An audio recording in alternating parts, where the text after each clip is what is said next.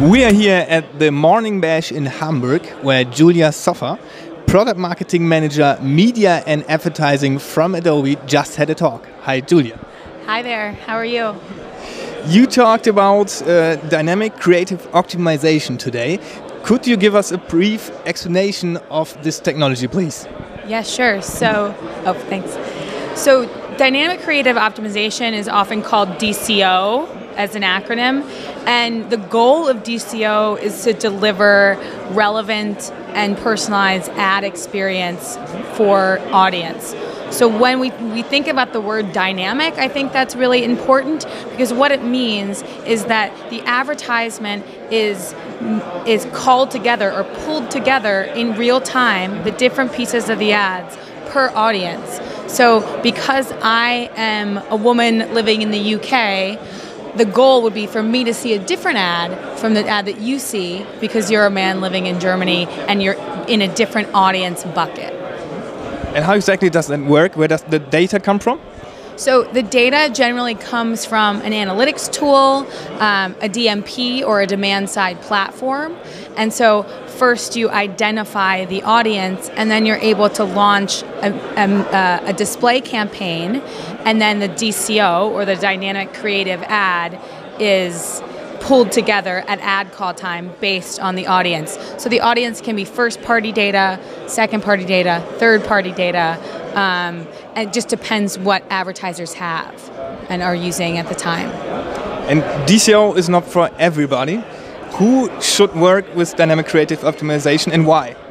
So what I've seen in my experience is that it's a lot of enterprise brands. So brands that have a big catalog, a lot of SKUs, or a lot of products that they're offering, and they're using it for brand exercises.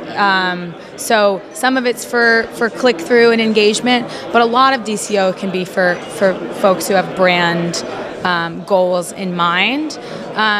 I'd also say that there are creative production tools that can produce lots of ads at once, and that's not really DCO. You have to think about DCO in terms of the dynamic bits of the ad. Could you give us some tips regarding DCO? What should we do? How should we use it?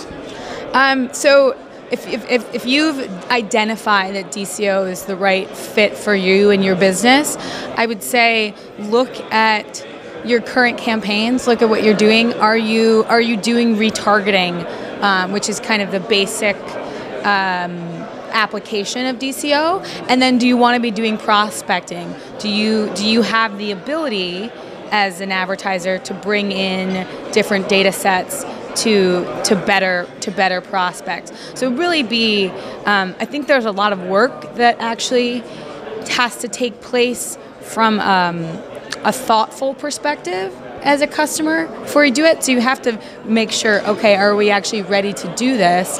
And readiness is actually going to look different for each customer because it's, are we ready to measure things in this way?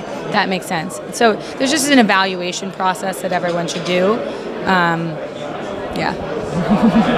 Which trends do you see general in programmatic advertising right now? For the past few years, the word programmatic is everywhere, right? So we try to figure out what that means to each company. It's different on the supply side, it's different on the demand side, but something that's really big for me in my group in programmatic is transparent media buying.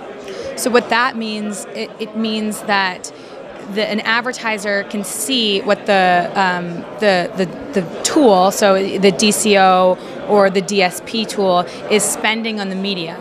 What margin is being made versus what's the tech cost.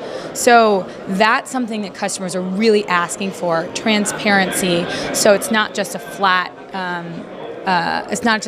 rate, it's broken out. And then obviously we are going to see dynamic video.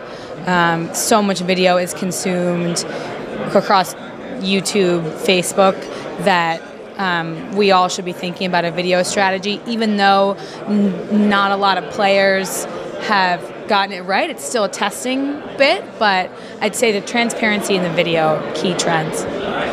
All right. Thank you very much for your time, Julia, and your explanations, and have a great time here. Thank you. Right.